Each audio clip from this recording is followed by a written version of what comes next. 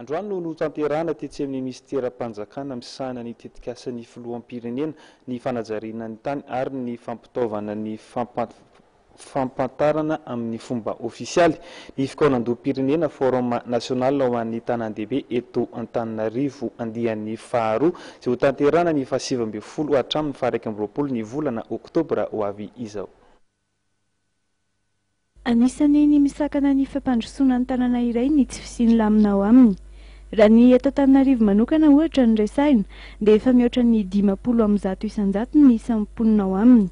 Betsaka nefa ny zavatra azo entina mba entina andaminana sy hibanjinana ny fampandrosoana. No tanterahina androany tetsy amin'ny ministera-panjakana misahana ny tetikasan'ny filoham-pirenena ny fanajariana ny tany ary ny fampitaovana ny fampahafantarana amin'ny fomba ofisialy ny fikaonan-doha-pirenena na ihany koa forum national ho an'ny tanan-dehibe eto Antananarivo andian'ny faharoa izay ho tanterahina ny 20 hatramin'ny 21 ny volana oktobra. Tamin'ny forum voalohany tsika dia nametraka an'ireo vinavina maro samihafa ireo ataoko hoe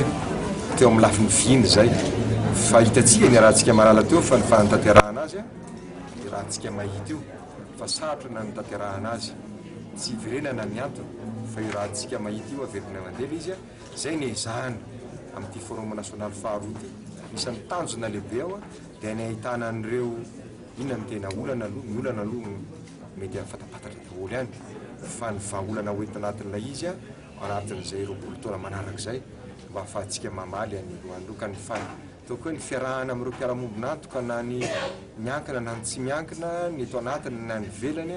zay ny anisan'ny tena atosika amin'ile forum national io ampisehoana an'izay taoko hoe olana iraisan'izao tontolo zao amin'ny fihezakazana tanan-dehibe io dia hoentiny eto amin'ny sehatra eto amin'ny firenentsika ilay izy mba ahafahana mamaly an'izay zay le lazaiko teo hoe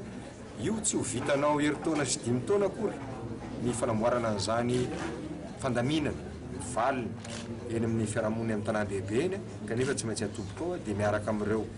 zao zany antsika tonga somatsara hoe tonga ny mera vaovao dia anisan'ny hoenona izy mba ahafahana mandeha tsikelikely. Ilaina ny rafitra mijoro mba entina hiroso amin'ny fampandrosoana maharitra. Anisan'ny singa nampiroborobo ny fampandrosoana ny fisian'ny asa. Antanàn-dehibe no ahitana ny 30 isan-jato ho an'izay sehatry ny asa izay. Afaka mitomba isa ny asa raha toa ka tanteraka ny paikady entina mandrafitra ny lamina ny tanan-dehibe. Mivozotry ny olona makary amin'ny fifidian'ny olona makary amin'ny tanan-dehibe io no ny antony satria misy ny elelena be loatra indrindra taran'olotsika izao ny fampandrosoana eny ambanivohitra sy ny etỳ tanan-dehibe ho mitady an'io ekilibra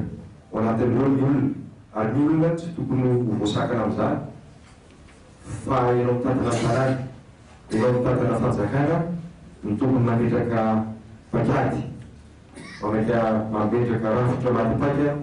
ahafahanao misehatra ahafahanao mamaly an'izany fiezakezahany olona ho any amin'izany tanan-dehibe izany. Iantsona ny sehatra rehetra ny fiarah-mientana ao amin'ny fampandrosoana fa tsy vitan'ny fanjakana irery. Mbola maro ihany koa ny zavatra tsy maintsy hosedraina fa ny fitsimbinana ny faramandimby no tokony himasona raha ny voalazan'ny minisitra Rivo Rakotovao. Misy ny drafitra izay rosoana mba hiatrehana ny politika ho an'ny fandaminana mandritry ny forum national andian'ny faharoa io.